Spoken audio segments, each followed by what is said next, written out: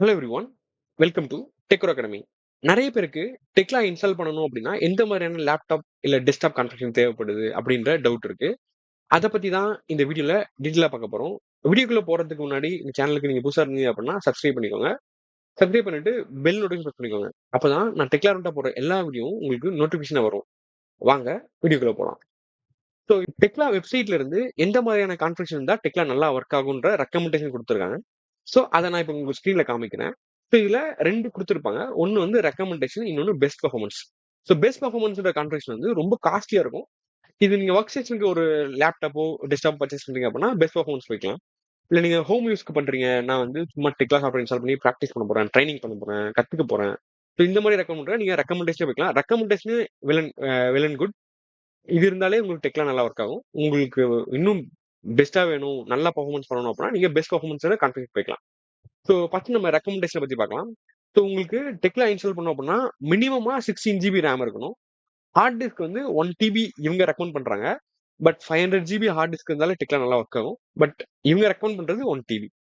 Processor வந்து உங்களுக்கு either i7 processor இருக்கணும், இல்லைனா ஈக்குவலன்ட் AMD. ஈக்குவலன்ட் AMDனா நீங்க Ryzen 7 வாங்கிக்கலாம். எய்தர் i7 உங்களுக்கு காஸ்ட்லியா இருக்குன்னு ஃபீல் பண்ணீங்க அப்படின்னா Ryzen 7 ப்ராசஸர் இருக்க லேப்டாப்போ டெஸ்க்டாப்போ வாங்கிக்கலாம். கிராஃபிக்ஸ் கார்டு வந்து இவங்க ரெக்கமெண்ட் பண்றது வந்து ஆர்டிக்ஸ் NVIDIAவோட ஆர்டிக்ஸ் 4060 ஆர் 4070 இவங்க ரெக்கமெண்ட் பண்றாங்க. ஸோ நீங்க 3050 ஆர் 3060 இருந்தா கூட இப்ப இருக்க கரண்ட் டெக்லா 2025 2026 ஒரு நல்லா தான் ஒர்க் ஆகும். எனக்கு பட்ஜெட் அலோவ் பண்ணிச்சு அப்படின்னா நீங்க 4060 ஆர் 4070 வாங்கிக்கோங்க. பட்ஜெட் உங்களுக்கு அலோவ் பண்ணல அப்படின்னா நீங்க 3050 வாங்கிக்கோங்க. பட் 3050 3060 வாங்கினீங்கன்னா ஃபியூச்சர் ப்ரூஃப், மேபி நீங்க ஃபியூச்சர்ல ஒரு 4-5 இயர்ஸ் கழிச்சு டெக்லா யூஸ் பண்ணணும்னு நினைச்சீங்கன்னா சின்ன ஸ்லோனஸ் ஃபீல் பண்ணுவீங்க. உங்களுக்கு இவங்க ரெக்கமெண்ட் பண்றது 2 மானிட்டர் ரெக்கமெண்ட் பண்றாங்க. 2 மானிட்டர் வந்து கம்பல்சரி இருக்கணும் அவசியம் இல்லை. நீங்க வீட்ல ப்ராக்டிஸ் பண்ணீங்க அப்படின்னா ஒரு மானிட்டர் இருந்தா போதும். இவங்க ஒர்க் ஸ்டேஷனுக்கு ரெக்கமெண்ட் பண்றாங்க. ஸோ மவுஸ் பட்டன் வந்து 3 பட்டன் இருக்க மாதிரி மவுஸ் இருக்கணும். மிடில் மவுஸ் பட்டன் கண்டிப்பா இருக்கணும். இது இருந்தா டெக்லா நல்லா ஒர்க் பண்ண முடியும்.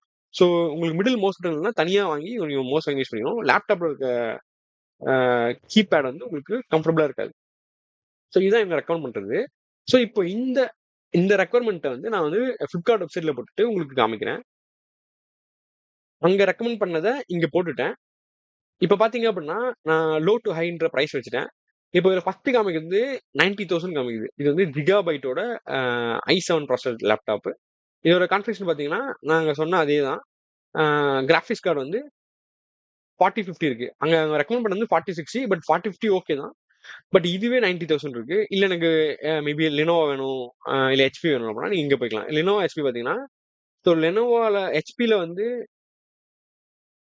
i7ஓட 3050 கிராஃபிக்ஸ் கார்டு தான் இருக்கு. இதுவே 1,11,000.